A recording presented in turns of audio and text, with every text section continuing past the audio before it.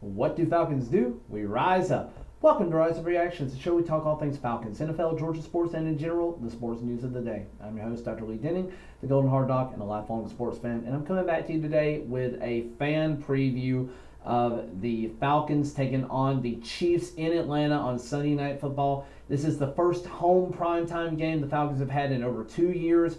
It's exciting. I'm going to be at this game. This will be one that I'm looking forward to. I really was coming mostly to see Patrick Mahomes, and then I now have some hope that we're actually going to win this game.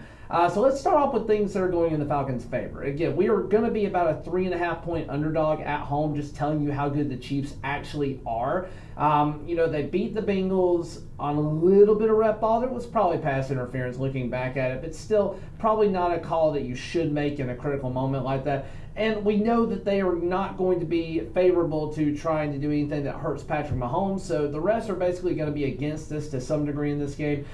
But one of the things that is actually potentially going to benefit us, and I hate it for this guy because I actually like his story. Isaiah Pacheco has gone down injured reserve. He broke a lower extremity. He is going to be out for probably 3-ish months, if not a little bit more. He might be out the rest of the season until playoff time. So you're going to be looking at guys like Carson Steele, who's completely unproven and has not been good in the few reps that he has had. And then you're looking at Samaje Perine, who has been a backup, a perennial backup since he came into the league for the most part. So I think we will have the advantage in the run game. I think that's an area that we can exploit on the Chiefs' defense as well. They're very good in pass protection and very good at putting pressure on the quarterback, particularly with Chris Jones. But I do think that we have a little bit of an edge getting the run game, especially if we can do like we did with Philadelphia and impose our will with Tyler Algier and Bijan Robinson. Bijan had almost 9 yards per carry at one point in the game last week. Tyler Algier had about 6 yards per carry at one point. We need to find a way to get Tyler a little bit more, a few more carries. He's a wrecking ball when we do. And we need to be very, very protective of Kirk. If our offensive line can play like they did last week, I think we're going to be just fine. But I look for this to be a little bit more like the Steelers' defense. Chris Jones is very much T.J. Watt-esque, and I think that's going to be really hard to defend. Ultimately, though, I do think they're going to be picking on our right side. I think going to a play action is going to be what we need. We didn't do that at all against Pittsburgh. We did do it this past week, and Kirk looked a lot more comfortable in the offense that we ran this last week. Credit to Zach Robinson for making massive, massive adjustments from week 1 to week 2. And again, I think at the end of last week, that's what we expected the Falcons to do. Now, Patrick Mahomes is going to be without his favorite running back, but he still has weapons. He has Rashee Rice. He has Xavier McKinney. These guys are both fast, and our corners are big, strong corners, but I don't know that they're particularly fast and can keep up with them. The only thing I'll say going in our favor is our safety play.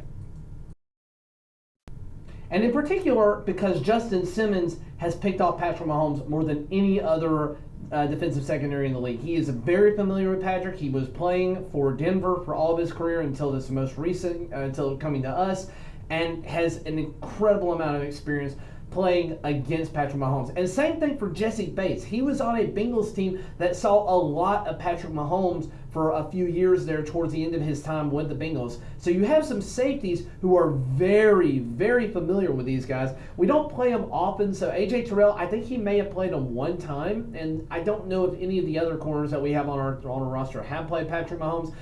It's not the most critical game from a tiebreaker standpoint, but man, it would be incredible because I do have the Saints losing this week. It would be incredible to at least be tied 2-1 with the Saints going into Hate Week next week. I'll be at this game on Sunday night. I'll be there with one of my good buddies, so if you're around section 341, come say hey to us. Looking forward to it. I have a lot of hope. I don't think we're going to win this game. I have picked us to win it, though, in my pick'em because I'm a homer and I believe in this Falcons team. It is a home game for the Falcons. It's going to be electric. This will be the first primetime game I have been to in my entire time as a Falcons season ticket holder. I was in residency before. I lived out of town before. You had COVID. And really the team has been bad, so we haven't had primetime games. So it's been tough to make one. So I'm finally excited. I am going to basically all but one of the primetime games this year, and that being the one in Philadelphia this past week. I am very much looking forward to the season. Thank you for watching, liking, sharing, and subscribing, and here's hoping that we come back to a Victory Monday. As always, rise up.